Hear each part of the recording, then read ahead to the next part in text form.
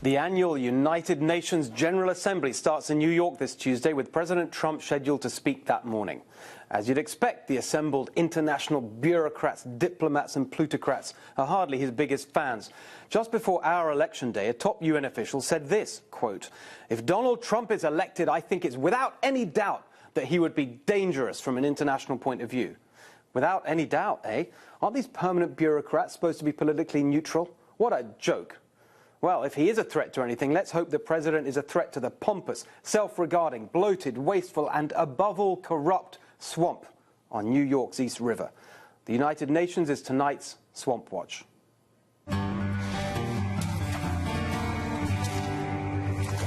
The UN is a sprawling international bureaucracy with endless different bodies and agencies.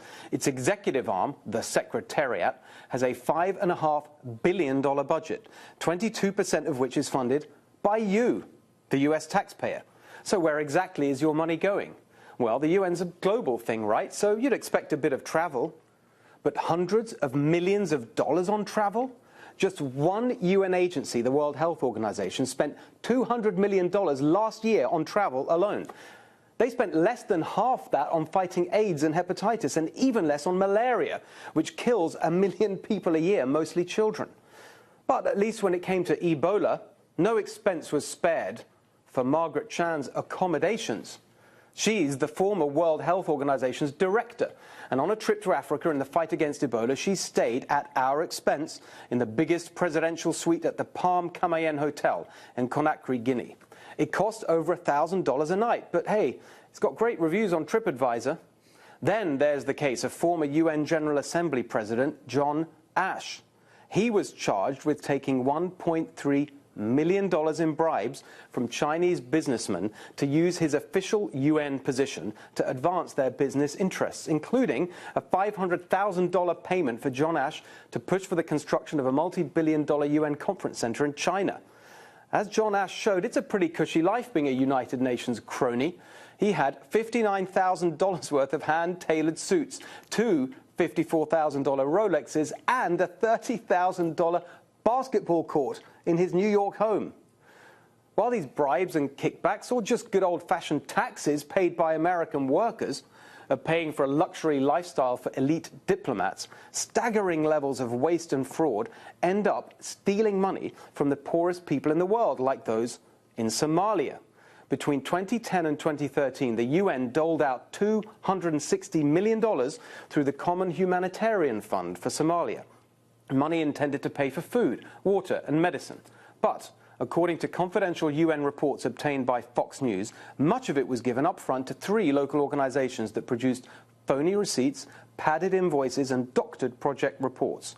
Later, the UN's internal oversight body estimated that each of these local outfits engaged in fraud. In fact, as much as 79% of their project funding was phony.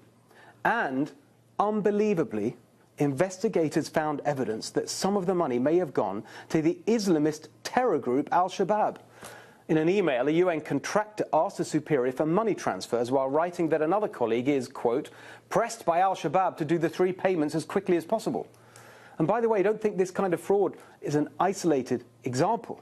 Just last year, its own report across 28 UN organizations found a sense of impunity for fraud perpetrators. More than half of the 16,000 UN staffers surveyed said they believe fraudulent behavior goes unpunished. Remember that when you see all the grandstanding at the UN next week and the endless lectures about how terrible America is. They take money from US taxpayers, use it to fund their luxury lifestyles, and then lecture America on, I don't know, morality and human rights. Just look at the UN Human Rights Council, whose members include such well-known paragons of human rights as Saudi Arabia, where women can't drive; Rwanda, where Human Rights Watch condemns arbitrary detention and torture by the military and police; and Venezuela, where, well, you know about Venezuela.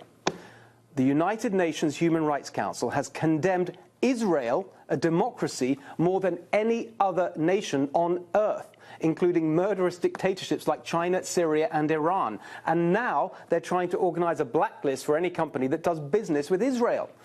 In March, they even passed a resolution on cultural diversity co-sponsored by North Korea. What a farce! With conflict, civil wars, refugee crises and famine around the world, of course there's a need for coordinated humanitarianism. But when that noble mission gets corrupted by elite diplomats and bureaucrats more interested in Rolexes and room service than the world's poor, it's time for us to stop writing them blank checks. Let's drain the swamp at the United Nations.